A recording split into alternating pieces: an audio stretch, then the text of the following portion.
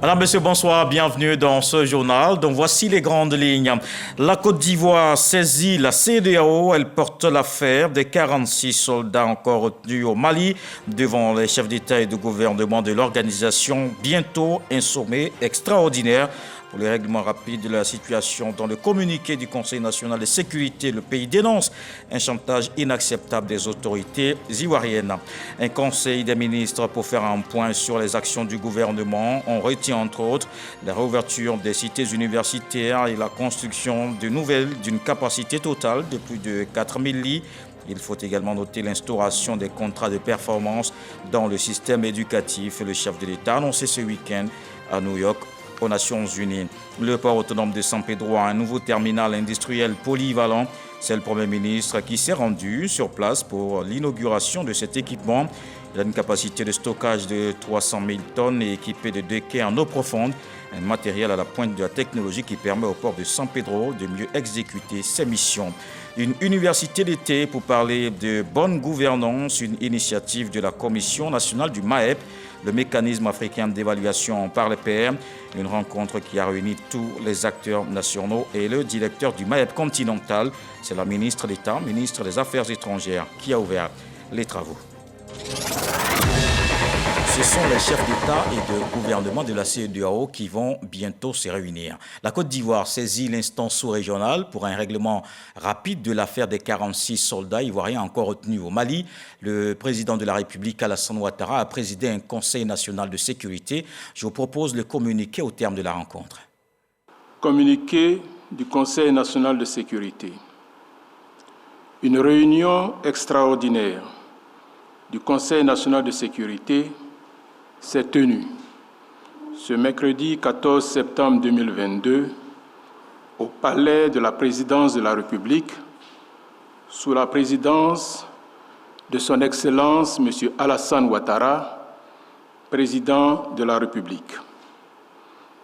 Au cours de cette réunion, qui a porté sur la situation des 46 soldats ivoiriens encore détenus au Mali, le président de la République a informé le Conseil national de sécurité des initiatives prises par son Excellence M. Faure Gnassingbé, président de la République togolaise, et plusieurs autres chefs d'État, notamment son Excellence M. Macky Sall, président de la République du Sénégal et président en exercice de l'Union africaine, son Excellence M. Umaro Sissoko Embalo, président de la République de Guinée-Bissau et président en exercice de la CEDEAO, son Excellence colonel Paul-Henri Sandaogo Damiba, président de la transition du Burkina Faso, son Excellence M. Muhammadu Buhari, président de la République fédérale du Nigeria, son Excellence colonel Mamadi Doumbouya, président de la transition de la République de Guinée, et son Excellence M. Antonio Guterres, secrétaire général des Nations Unies, en vue d'une résolution par voie diplomatique de la crise entre la Côte d'Ivoire et le Mali, crise qui est consécutive à l'arrestation le 10 juillet 2022 à Bamako de 49 soldats ivoiriens. Ces soldats ivoiriens, déployés au Mali en qualité de 8e détachement de l'élément de soutien national au sein de la mission multidimensionnelle intégrée des Nations Unies pour la stabilisation au Mali, MINUSMA, ont été interpellés et mis aux arrêts au motif qu'ils étaient des mercenaires. La Côte d'Ivoire a réagi officiellement le 12 juillet 2022 à travers un communiqué du Conseil national de sécurité pour, d'une part, indiquer que les 49 soldats étaient bel et bien des militaires ivoiriens en mission officielle et légale au Mali, et d'autre part, exiger leur libération sans délai. Toutefois, en dépit des preuves fournies, notamment au cours d'une rencontre le 28 juillet 2022 à Lomé, attestant du caractère légal et légitime de la mission de ces soldats ivoiriens au Mali, la justice malienne a inculpé le 15 août 2022 les 49 militaires ivoiriens pour tentative d'atteinte à la sécurité de l'État. Plusieurs contacts avec les officiels maliens ont par la suite permis de conclure que des incompréhensions et des manquements étaient à l'origine de l'arrestation de nos soldats. En conséquence, 3 soldats ont été libérés et ont regagné la Côte d'Ivoire le 3 septembre 2022. Le 9 septembre 2022, alors que l'on s'attendait à la libération prochaine des 46 autres soldats, dont l'arrestation était considérée par le Mali comme une affaire judiciaire, les autorités maliennes ont demandé qu'en contrepartie de la libération de ces 46 militaires, la Côte d'Ivoire extrade vers le Mali des personnalités qui, selon elles, bénéficient de la protection de la Côte d'Ivoire pour déstabiliser le Mali. Cette demande confirme, une fois de plus, le fait que nos soldats ne sont en aucun cas des mercenaires, mais plutôt des otages. Le Conseil national de sécurité considère ce chantage comme inacceptable et exige la libération sans délai de nos 46 soldats. Le chef de l'État indique à nouveau que la Côte d'Ivoire, pays attaché à la paix, à la stabilité et au respect de l'État de droit dans la sous-région, ne peut s'inscrire dans une logique de déstabilisation d'un pays tiers. En outre, il rappelle ces instructions selon lesquelles les opposants politiques étrangers vivant en Côte d'Ivoire sont tenus d'observer en toutes circonstances un devoir de réserve absolue concernant les affaires intérieures de leur pays d'origine. Au regard des derniers développements qui sont de nature à porter atteinte à la paix et à la sécurité dans la sous-région, le président de la République a instruit la ministre d'État, ministre des Affaires étrangères, à l'effet de saisir la commission de la CEDEAO en vue de la tenue, dans les meilleurs délais, d'une réunion extraordinaire des chefs d'État et de gouvernement pour examiner la crise entre la Côte d'Ivoire et le Mali en vue d'aboutir à la libération de nos soldats dans les plus brefs délais. Le président de la République réitère aux 46 soldats injustement arrêtés au Mali, ainsi qu'à leurs familles, tout son soutien et sa solidarité dans ces moments difficiles. Le chef de l'État exprime à nouveau ses félicitations aux forces de défense et de sécurité pour la sérénité dont elles font preuve face à cette crise. Enfin, il exhorte les Ivoiriennes et les Ivoiriens au calme et à la retenue. Il les assure que toutes les dispositions sont prises pour que nos vaillants militaires regagnent bientôt notre pays. Fait à Abidjan, le mercredi 14 septembre 2022. C'était le communiqué du Conseil national de sécurité lu par son secrétaire exécutif, le ministre, directeur du cabinet, Fidel Sarasoro. Un conseil des ministres également tenu ce mercredi. Une rencontre pour faire un point sur les actions du gouvernement, plusieurs décisions prises. Le chef de l'État a annoncé ce week-end à New York qu'il va prendre part à la 77e session ordinaire de l'Assemblée générale des Nations unies. On fait le point avec Jérôme Koufi-Yaboulin. Ce mercredi 14 septembre 2022, c'est au palais présidentiel, jour du Conseil des ministres. La réunion a été comme toujours sous la direction du président de la République Alassane Ouattara et caractérisée par la prise de mesures conformément à l'évolution de l'actualité. Ainsi, le Conseil a livré l'information sur la participation du président de la République à la 77e session ordinaire de l'Assemblée générale des Nations unies à New York. Cette information donnée l'a été au titre des communications. Au titre du ministère d'État, ministère des Affaires étrangères, de l'intégration africaine et de la diaspora, en liaison avec les ministères concernés, le Conseil a adopté une communication relative à la 77e session ordinaire de l'Assemblée générale des Nations unies, prévue du 13 septembre au 22 décembre 2022 à New York. Dans ce cadre, une délégation de haut niveau, conduite par le président de la République, prendra part à ces assises marquées par le contexte de la guerre en Europe de l'Est et la résurgence de la crise sanitaire liée à la pandémie de Covid-19. À l'occasion du débat général prévu du 20 au 27 septembre 2022 sur le thème « Un moment décisif, solutions transformatrices à des défis interdépendants », le président de la République prendra la parole pour décliner la vision de la Côte d'Ivoire sur la situation dans le monde et l'engagement de notre pays en faveur des thématiques importantes, dont la sécurité internationale, les droits de l'homme et les changements climatiques. Une autre communication, elle concerne cette fois ce qu'il convient d'appeler ici l'ONU Habitat, année 2021-2022. L'ONU Habitat œuvre au sein du système des Nations Unies à un meilleur avenir urbain et à l'accès à un logement décent pour tous.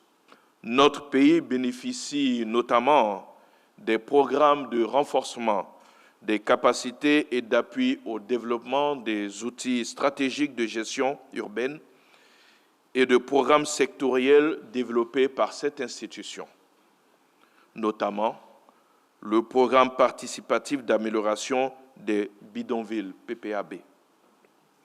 Aussi, le Conseil a donné son accord pour l'acquittement de la contribution de base au programme de travail de l'ONU Habitat pour les années 2021-2022. Toujours au chapitre des communications, le Conseil a pris un projet de loi de finances rectificative au titre de l'année 2022. La loi de finances portant le budget de l'État pour l'année 2022 a été adoptée dans le contexte de la relance économique nationale fortement perturbée par la pandémie de la COVID-19 et dans la perspective d'une croissance économique attendue de 7,1%. Toutefois, le dynamisme de l'activité économique a été impacté par la situation de guerre en Europe de l'Est et devrait ralentir de 0,2 points, soit un taux de croissance de 6,9 contre les 7,1 initialement projetés. Ainsi, sur le plan budgétaire, le pays devrait connaître une évolution non favorable des recettes attendues en 2022 et, à contrario, une hausse des dépenses publiques résultant des mesures de soutien aux différents secteurs impactés par la crise. D'autres impératifs commandent également un accroissement des dépenses budgétaires. Il s'agit de la prise en compte de nouveaux besoins liés notamment au renforcement du dispositif de défense et de sécurité face à la persistance de la menace terroriste dans la région septentrionale, donc dans le nord de notre pays, et également de la nécessité d'une bonne préparation des événements sportifs de 2023, essentiellement de la CAN 2023, du renforcement de la résilience du système sanitaire et des mesures prises dans le cadre de la trêve sociale. Pour ce qui est des mesures générales, on retient notamment les 2 décrets pris par le Conseil sur la fonction des vétérinaires en Côte d'Ivoire. Un décret fixant les conditions d'autorisation d'exercice des vétérinaires en clientèle privée et d'octroi d'agréments aux établissements de soins vétérinaires. Le second décret porte sur les modalités de fonctionnement des organismes techniques reconnus d'utilité publique participant à l'amélioration de la santé publique vétérinaire. Ces deux décrets interviennent en application donc de la loi portant code de la santé publique vétérinaire. Ils participent de la mise en œuvre de la politique d'actualisation et de modernisation de la législation nationale en matière de santé publique vétérinaire engagée par le gouvernement en vue de contenir les impacts socio-économiques et sanitaires inhérents aux maladies animales et de renforcer la prévention contre les risques nouveaux et émergents liés aux agents pathogènes. Et pour le rendez-vous du Conseil des ministres, sachez que la prochaine session est prévue le 28 septembre 2022. Et ajoutons que le Conseil des ministres a également fait le point sur les mesures fortes arrêtées par le gouvernement pour la rentrée scolaire et universitaire 2022-2023. Retenons ainsi au niveau de l'enseignement scolaire la distribution de 5,3 millions de kits et de 6,1 millions de manuels pour un coût global de 17 milliards de francs CFA, de même que la distribution de 167 000 tables bancs aux établissements scolaires pour un coût de 3 milliards de francs CFA pour le compte de l'enseignement supérieur dont la rentrée unique est prévue le 3 octobre prochain. L'État annonce le renforcement de la capacité d'accueil des cités universitaires avec l'ouverture des résidences universitaires de Williamsville, d'Adjamé 220 logements et de Vridi, la rénovation des résidences universitaires à Bobo 1 et 2, de Port-Bouet 3, de Daloa 1200 lits, de Korogo 2400 lits et le lancement en novembre de la construction de nouvelles résidences universitaires de Cocody 500 lits, d'Abobo Adjamé 2000 lits et de Boaké 2000 lits également, en plus de l'octroi d'une aide aux étudiants les plus démunis pour un montant global de 500 millions de francs CFA à environ 2600 étudiants démunis recensés par les services sociaux des CROU. Dans nos prochaines éditions, nous y reviendrons dans le détail. Le président de la République a reçu un émissaire du Tchad. L'envoyé du président de la transition est venu faire un point de la situation dans le pays. Il s'agit des travaux du dialogue national en cours. On en parle avec Jérôme Kofi Abolin. Un émissaire du président tchadien au palais présidentiel de la République de Côte d'Ivoire. Son nom, Adoum Younous-Mi. Il est ministre d'État de la République du Tchad. Reçu par le président de la République de Côte d'Ivoire, Alassane Ouattara, l'émissaire du président tchadien dit avoir saisi l'occasion pour échanger avec le chef de l'État ivoirien en vue d'obtenir ses conseils sur le dialogue national inclusif et souverain en cours au Tchad. Je suis porteur d'un message du président du Conseil militaire de transition à son aîné, le président Alassane Ouattara. Et Monsieur le Président de la République de Côte d'Ivoire est un ami du Tchad et de son président, le maréchal qui est décédé. Et c'est un homme d'une grande expérience, donc nous venons régulièrement prendre conseil, ses sages orientations. Et donc c'est dans ces cadres que nous sommes venus. Et nous souhaitons que la Côte d'Ivoire nous accompagne comme l'a toujours fait le président également. Et nous sommes également venus pour informer le président du déroulement en cours d'un dialogue national inclusif souverain. Et pour que ce dialogue ait lieu, nous avons donc travaillé pendant une dizaine de mois. Nous avons invité les politico-militaires à Doha. Donc l'accord de Doha a été signé pour permettre à ces gens de venir. Et donc nous sommes venus entretenir le président de tout ce qui se passe, du déroulé de ces conférences et de ces dialogues pour repartir avec les sages conseils du président. Selon l'émissaire du président de la République du Tchad, les deux chefs d'État se concertent régulièrement sur les questions d'intérêt commun au regard de l'excellence des relations entre la Côte d'Ivoire et le Tchad. Et sur place au Tchad, un accord est trouvé avec certains groupes, dont Wakitama, le groupe des religieux et des aînés, négocié avec les mécontents qui boycottent le dialogue national inclusif. Selon les termes de l'accord, les travaux du dialogue national doivent être suspendus afin de revoir le quota des participations. L'accord prévoit aussi la mise en place d'un nouveau présidium plus neutre et d'un comité de consensus qui devra intervenir chaque fois que le consensus n'est pas atteint sur des questions importantes d'importance nationale. Le nombre des participants ayant un droit de vote sera ramené à environ 800 personnes. Et après une mission de 72 heures qu'il a conduit aux États-Unis, le vice-président de la République a regagné ce mercredi en début d'après-midi à Abidjan. Lors de cette mission, Timo Komédie Koné a échangé avec les hautes autorités des institutions de Bretton Woods sur les questions économiques et financières, notamment liées aux différentes crises que traverse le pays, le monde. Il était question, entre autres, de l'inflation mondiale, de la hausse des taux d'intérêt internationaux, de l'insécurité dans le Sahel, de la hausse des coûts des produits pétroliers et des produits alimentaires. Ces échanges de haut niveau se situent dans la perspective de la signature d'un nouvel accord avec le Fonds monétaire international portant sur un nouveau programme économique et financier avec la Côte d'Ivoire.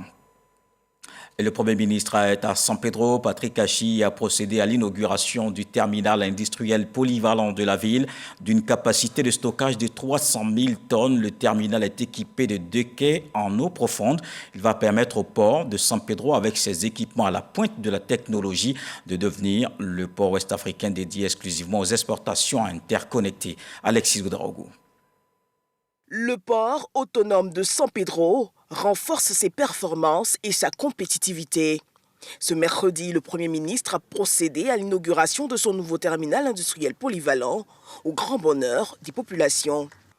Les actions du gouvernement en termes de réalisation d'infrastructures de développement à San Pedro ne se comptent plus. Nous mesurons le niveau élevé des investissements réalisés et ceux en cours de réalisation dans le Bas-Sassandra. L'inauguration de ce terminal achève de convaincre tout incrédule. D'une capacité de stockage de 300 000 tonnes, le terminal est équipé de 2 quais en eau profonde, installés sur une superficie de près de 14 hectares pour un investissement de 130 milliards de francs CFA. L'inauguration du terminal industriel polyvalent de San Pedro ce jour constitue pour l'autorité portuaire la réalisation de la première composante des projets de la première phase de son plan directeur de développement. Ce terminal permettra d'accueillir au port de San Pedro des navires Panamax d'une capacité de 80 à 90 000 tonnes de marchandises en vrac, avec un tirant de 14 mètres, en lieu et place des navires de 45 000 tonnes que nous recevons actuellement. La nouvelle infrastructure permettra au port, premier port cacaoyer au monde, de traiter un volume important de trafic de minerais, de produits cimentiers et de pétrole, et entend avec ses équipements à la pointe de la technologie devenir le port ouest-africain dédié aux exportations interconnectées. Les sollicitations et demandes que nous recevons de plus en plus nombreuses de la part des utilisateurs industriels qui expriment un intérêt très marqué pour notre terminal nous confortent dans l'idée que nous avons fait le bon pari. Et l'État ne compte pas s'arrêter en si bon chemin avec les pôles industriels en préparation d'Abidjan, de Ferké et de San Pedro pour un investissement de 1 000 milliards de francs CFA.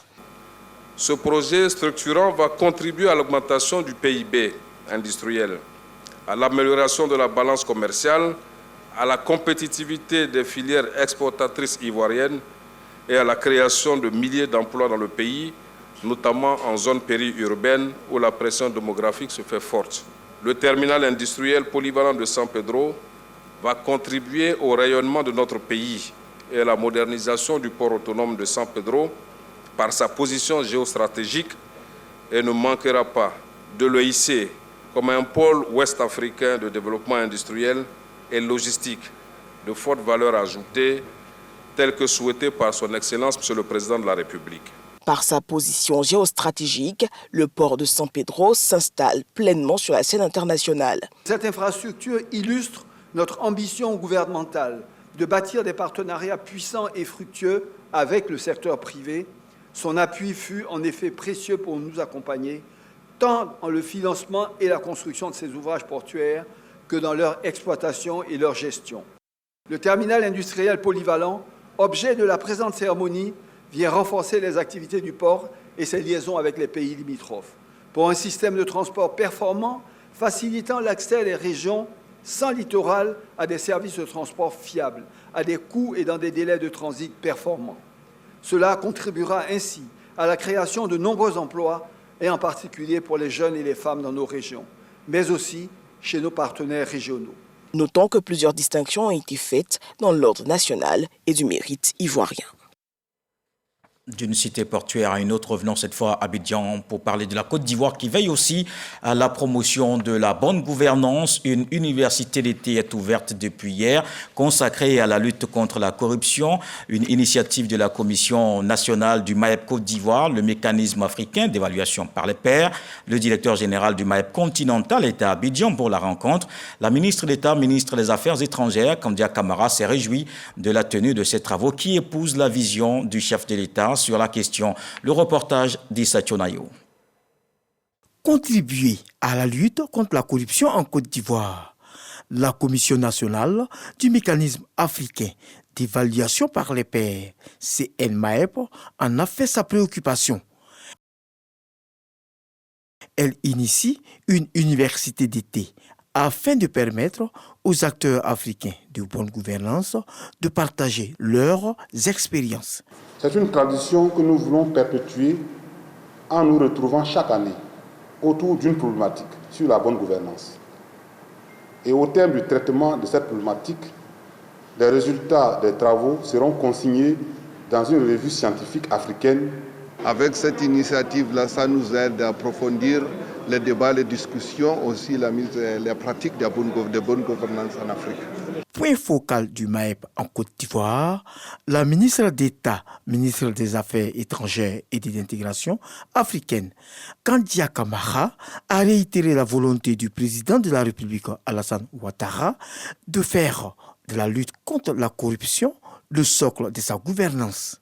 Pour ce faire, elle salue l'initiative de l'organisation de cette université d'été. Le MAEP Côte d'Ivoire a décidé d'organiser cette université d'été afin de regrouper tous les experts du domaine pour justement des échanges d'expériences et de bonnes pratiques afin de faire de la lutte contre la corruption en Côte d'Ivoire un levier important pour le développement du pays et surtout pour la croissance économique. Cette première université d'été de la CNMAEP prend fin ce vendredi 16 septembre 2022. Allons en Italie. Depuis hier jusqu'au 15 septembre se tient à Rome, la capitale italienne, le 8e Forum européen du cacao. La Côte d'Ivoire participe à ce rendez-vous international sur le développement de la filière. Le ministre des Eaux et Forêts a pris part à la réunion du conseil d'administration de l'Association européenne du cacao. Laurent Tchagba a présenté la nouvelle politique forestière de la Côte d'Ivoire et l'implication du secteur privé dans la préservation du couvert forestier ivoirien. Moussa Konaté est notre envoyé spécial à Rome. Présent à Rome, en Italie, pour prendre part au 8e Forum européen du cacao, le ministre des Eaux et Forêts, Laurent Tchagba, participe à la réunion du conseil d'administration de l'Association européenne du cacao. Donc notre conseil d'administration aujourd'hui était très fier de recevoir le ministre des Eaux et Forêts. Nous sommes, bien entendu, comme tout le monde, préoccupés par les changements climatiques et le fait que la forêt est vraiment le poumon de notre cacaoyère. Donc nos sociétés essayent de construire avec la Côte d'Ivoire le cacao de demain. L'Association européenne du cacao est l'intermédiaire entre les pays producteurs et l'Union européenne qui demeure le plus grand importateur du cacao. Face donc à ces acteurs, le ministre Laurent Tchagba expose sur la problématique de déforestation et l'implication du secteur privé dans la nouvelle politique forestière de la Côte d'Ivoire. La Côte d'Ivoire a mis en place une stratégie pour rebondir au niveau de son couvert forestier.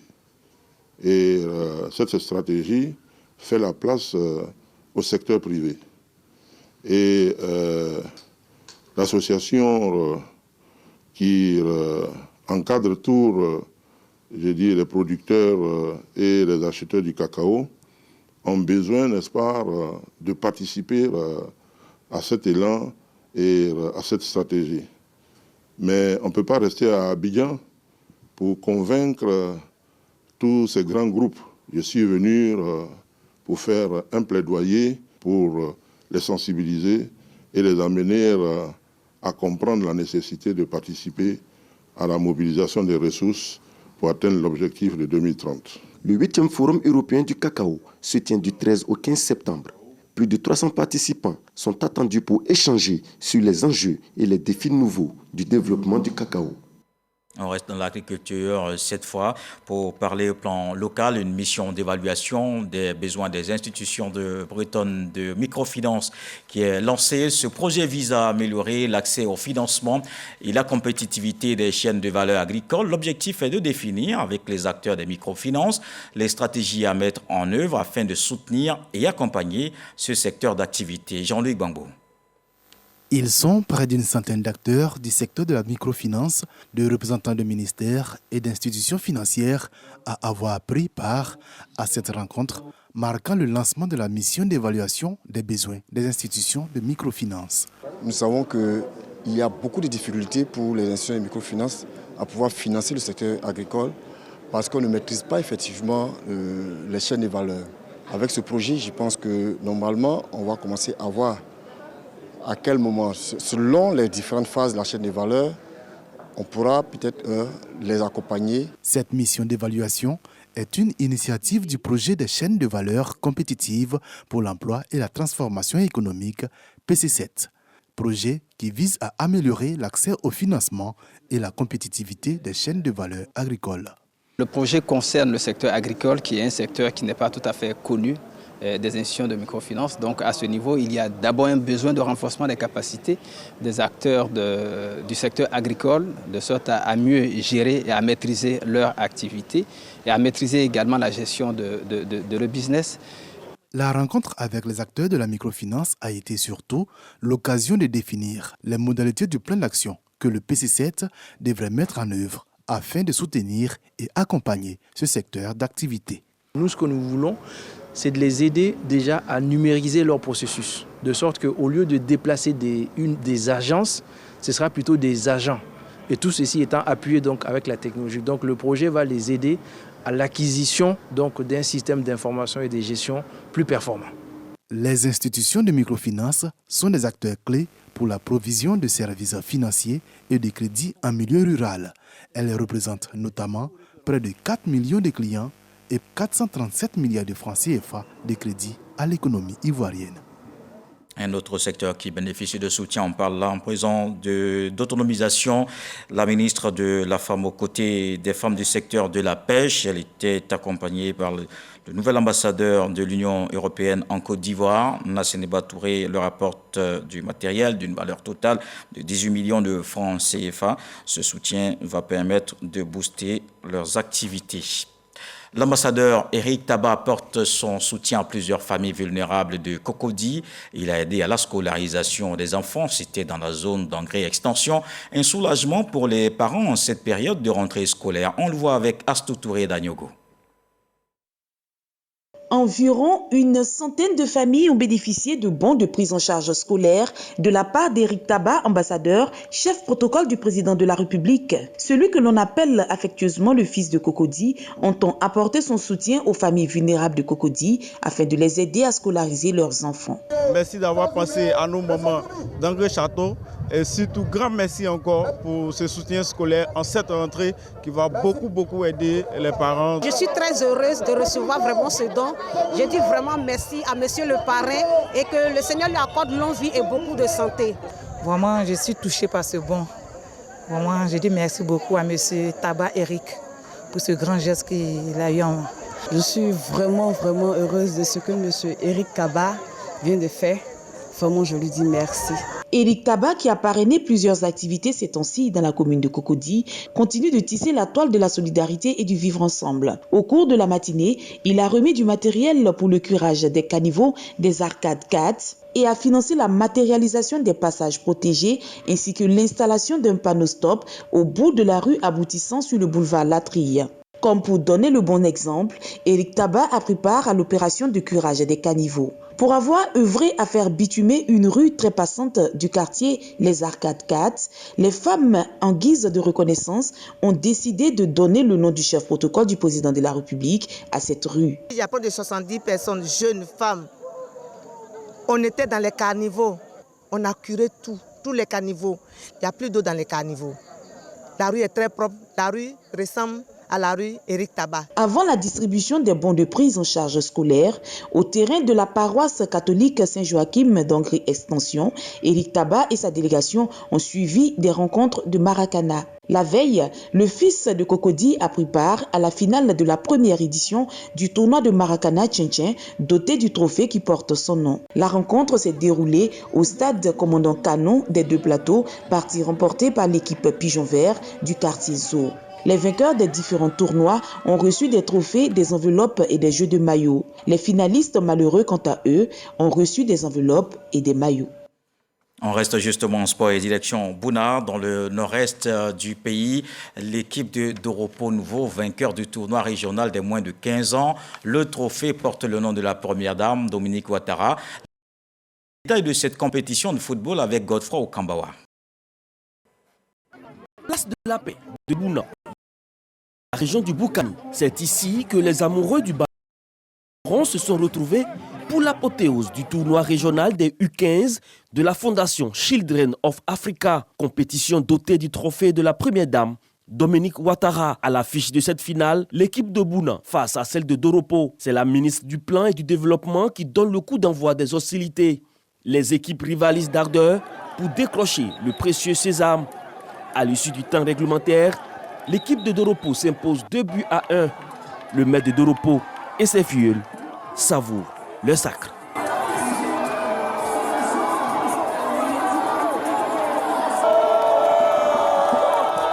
C'est l'occasion pour nous, à notre qualité de PCO, de dire merci à la première dame qui permet à nos jeunes de pouvoir s'occuper sainement durant les vacances à travers le ballon rond. Je tenais à dire merci au ministre du Plan et du Développement pour tout son engagement qui nous accompagne, qui nous coach tous les jours pour qu'on puisse aller de l'avant. Merci pour tout ce que vous faites, madame, pour la région de Bouna.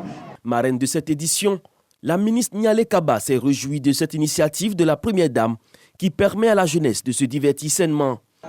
Je voudrais également traduire nos remerciements donc à la première dame, madame Dominique Ouattara, la dame au grand cœur qui offre l'opportunité à la jeunesse de Bouna de se récréer, de se retrouver et de s'occuper sainement donc pendant les grandes vacances.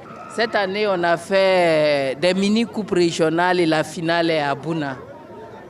Désormais, je pense que c'est à toute la région, à tous les départements de la région que la première dame donne l'opportunité de se retrouver. On voulait lui dire merci. Les différentes formations ont été gratifiées de nombreux présents, notamment des maillots, des ballons, des trophées et du numéraire.